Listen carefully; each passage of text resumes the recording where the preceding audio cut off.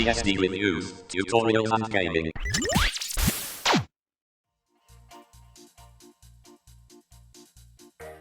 Before we start, if this is your first time to the channel and you would like to learn more about FuryBSD and the journey to a better desktop and server, then please hit subscribe and hit the bell so you don't miss out.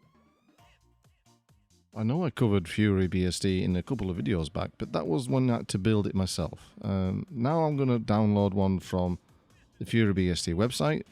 It's pre-made, and we're going to test it out. And it's the XFCE edition. Right, it's going to boot into the live DVD. We'll see how this works. Like I said, I covered FuryBSD a while back, but that's when you had to. It was like a release candidate, and you built it yourself. But this is now kindly supplied by the FuryBSD devs, and we're going to have a look. Right, on the main desktop, it's an XFCE desktop. You get a configure network, which is quite important, a configure Wi-Fi, and an install FuryBSD. They're self-explanatory and very nice touches, actually. There's trash, file system, home, getting started text file, configure Xorg, and system information. We'll have a look at that in a bit. But having a look at getting started, there's some really good tips in here. You can either implement them now or take a note of them and do them later, but actually doing the things now will save into the actual install itself. It remembers what you did. But yeah, some really good tips there. Some of these things I didn't know about myself. So yeah, it's pretty comprehensive. And how to install the NVIDIA drivers. How to install the latest NVIDIA drivers as well. Although 390 is quite old. I think we're up to 440 or 450 now in the FuryBSD repositories. Very good. Shows you how to configure Wi-Fi. And yeah, we're going to have a look at the system information.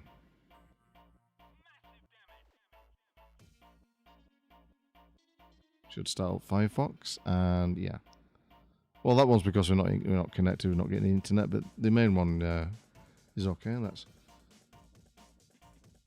a nice inbuilt web page, and it will detail everything about your system, which is pretty cool. And I've not seen this before. I've not seen this in a pre-built system, never mind Linux. I think that's a really nice touch. We'll go back to configuring the network, and we'll have a look at Wi-Fi. There's no Wi-Fi card at the moment, so you can't do it, but it brings up a cursor's interface, as does the main network in setting up. We're using VirtualBox on this, so we'll just go with the defaults on that. And we'll enable DHCP. And networking should be up and running now. And we'll have a look. Yeah, we'll just have a look at all the things that are actually pre-installed. There's not a great deal here, but it's enough to get you up and going. And these ones will be carried over to your install. It's all very good. I meant to click on the terminal, not the terminal configuration. Yeah, see that could be due with changing names because it says XFCE terminal, so and the icons look the same, and unless you read the text underneath, you're going to get this. Right, we're in the terminal. We'll have a look at the version we're running of FuryBSD, and it's 12.0 release. An early-ish. Yeah, it's not too bad. And the amount of memory? 217, 218.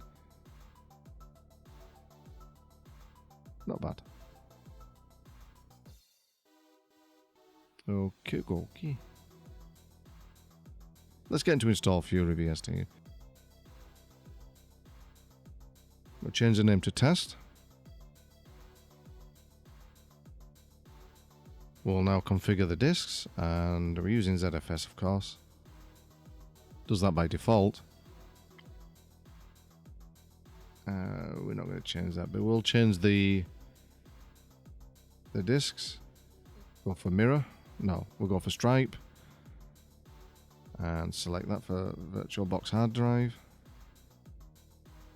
You will leave the rest alone, I think. Encrypt. I'm just having a look myself. Okay, that's fine, and we'll begin installing.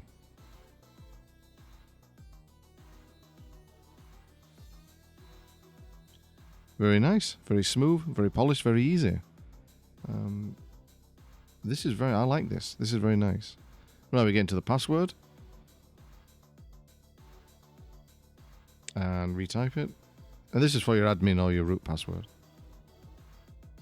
Oh, please invite one user to wheel, which is very good, just in case you forget. I like that. Right, so RoboNuggie, full name RoboNuggie.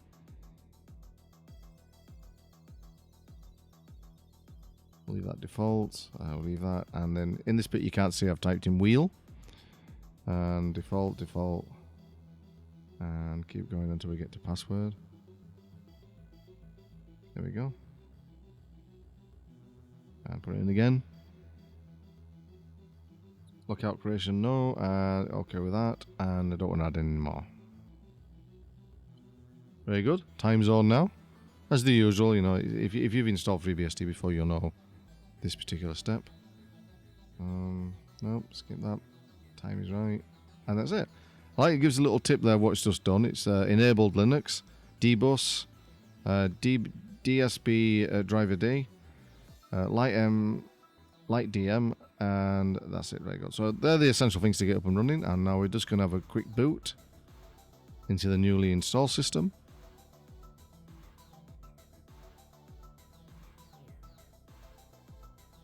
Is ZFS running now? It installs that by default on when you install it. Nice fast boot.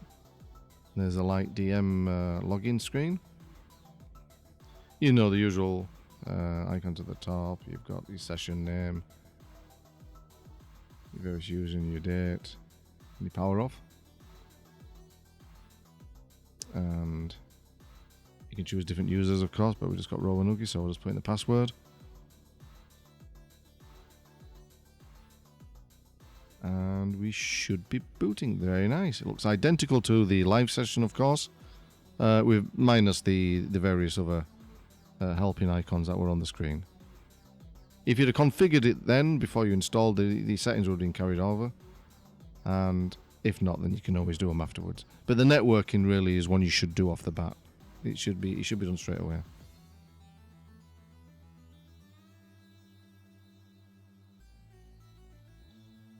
Okay. Just going to have a look at the menu. I just want to go into the terminal.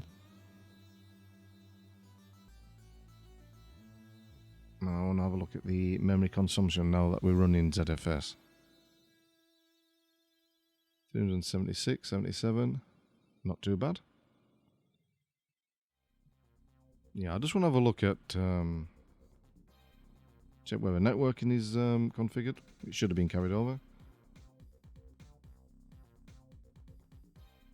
Yeah, Firefox is connected. That's good.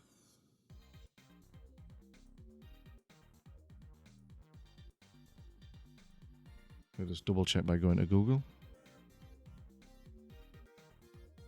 Yeah.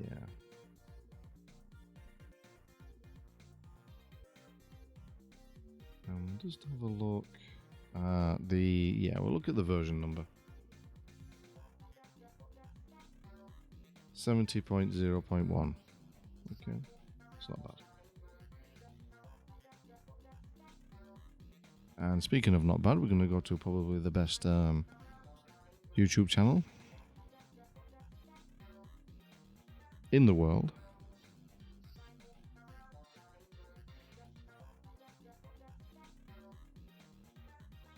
Works very nice and smooth, nice and quick, loaded up fast. Very good.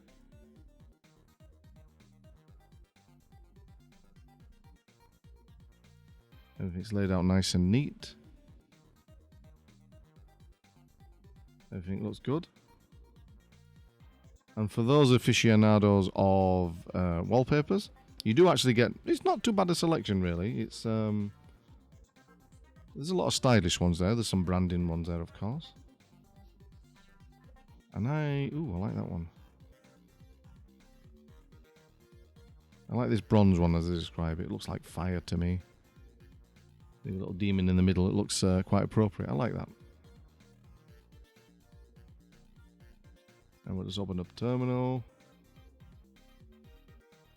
Right, I'm going to start updating it. At the moment it's based on 12.0, FuryBSD 12.0. I'm going to upgrade it to 12.1. First of all, I recommend you do a package update. Try and get everything up to date as you can before you start the upgrade process. Just going to check if there's any upgrades. Oh, not too bad. It's Xterm, NSS, and some certificate.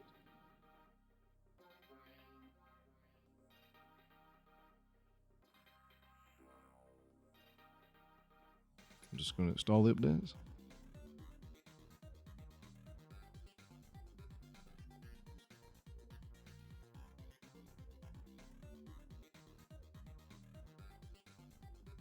In many of these updates and installs, I've sped it up, so you're not waiting an inordinate amount of time.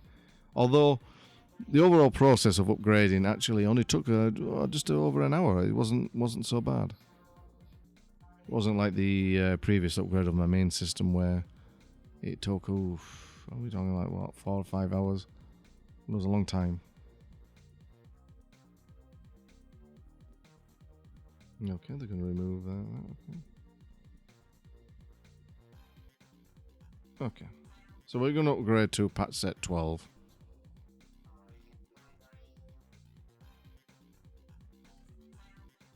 And just restart the system. Not all reboots are necessary, but I think it's an old habit I've got. I like to start the system in a clean mode when I've upgraded some essential parts. We'll just log in.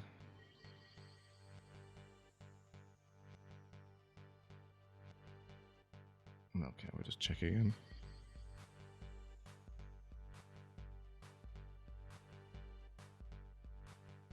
Yeah, we're up to that set 12 now.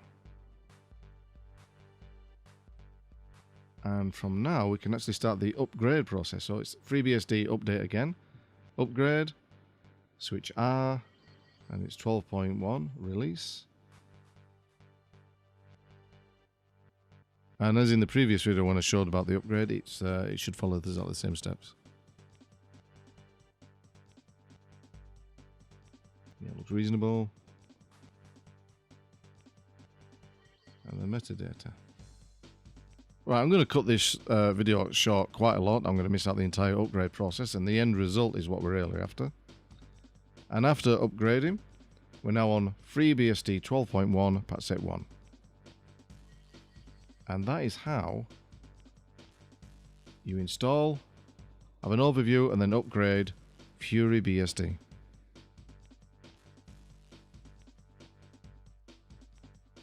And everything's running smoothly. There's no problem.